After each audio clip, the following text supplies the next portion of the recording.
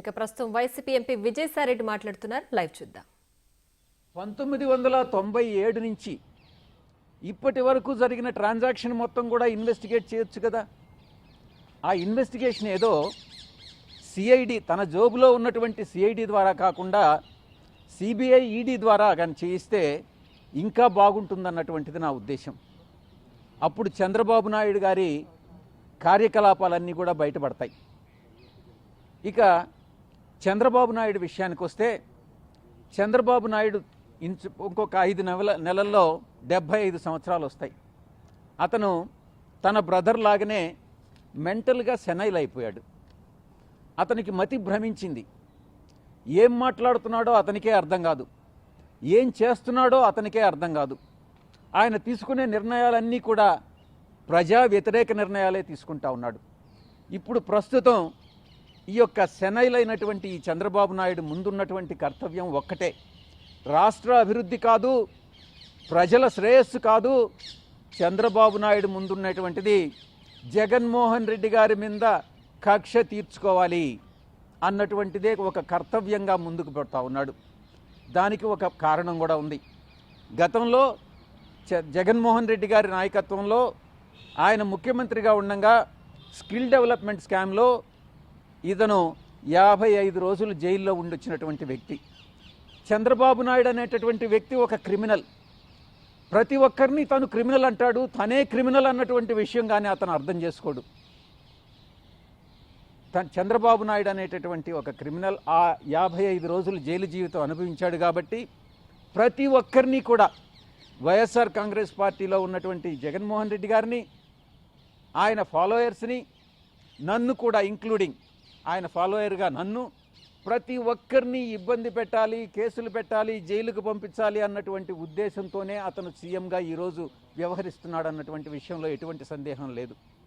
కార్యకర్తలందరూ వైఎస్ఆర్సీపీ కార్యకర్తలందరికీ కూడా కొన్ని వేల కేసులు, వందల వేల సంఖ్యలో కేసులు పెట్టడం, తీసుకెళ్లి కార్యకర్తలన్నింటినీ పోలీసుల చేత హింసించడం, ఇదే ఒక ప్రధానమైనటువంటి అంశంగా పెట్టుకున్నాడు. ప్రతిరోజు తను చేస్తున్నటువంటి అభివృద్ధి శూన్యం, తను ఇస్తున్నటువంటి పథకాలు ఏది కూడా ఇవ్వట్లేదు.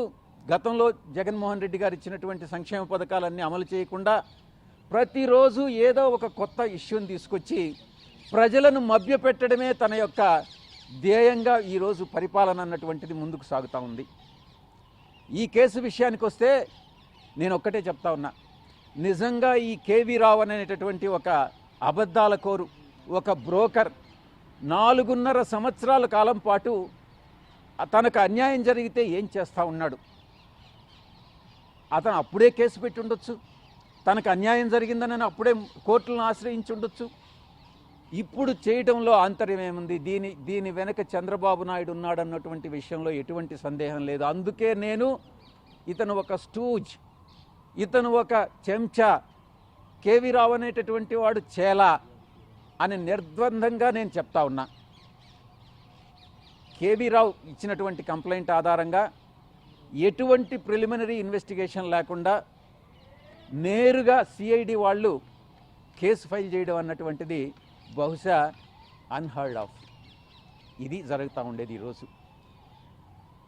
సిఐడి విషయానికి వస్తే నేను ఒక్కటే చెప్తా ఉన్నా, ఈరోజు చంద్రబాబు నాయుడు ముఖ్యమంత్రిగా ఉండొచ్చు, 4.5 సంవత్సరం తర్వాత చంద్రబాబు నాయుడు దిగిపోతాడు, మళ్ళీ మేము అధికారంలోకి వస్తాం.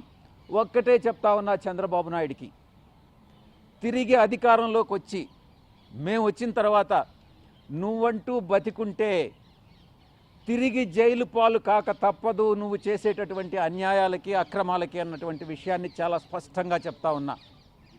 ఈరోజు ఈ కేసు విషయంలో మరింత మాట్లాడుకుంటే ఈ యొక్క వాల్యుయేషన్ చెప్తా ఉన్నారు.